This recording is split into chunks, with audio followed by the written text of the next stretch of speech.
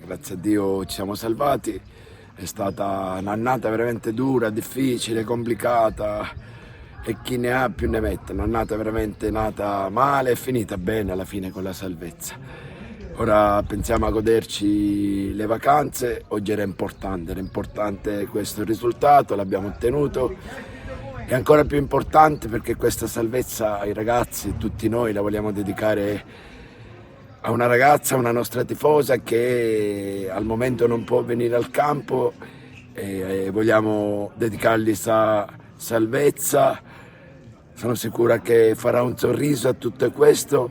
Forza Alice, forza. L'abbiamo veramente lottata. Come ti dicevo prima è stata un'annata difficile, complicatissima, dura, ma dura, non così.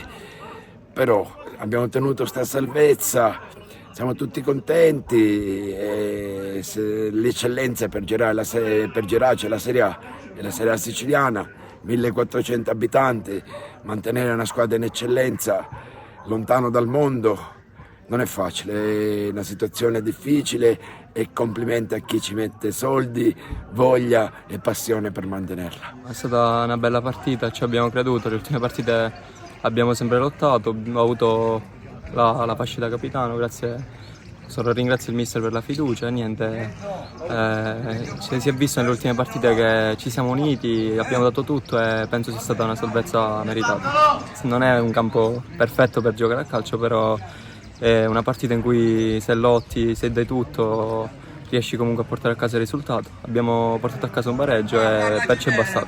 Speriamo di concludere con un buon risultato e niente. Dai, l'abbiamo fatto con il nostro capitano! Grazie.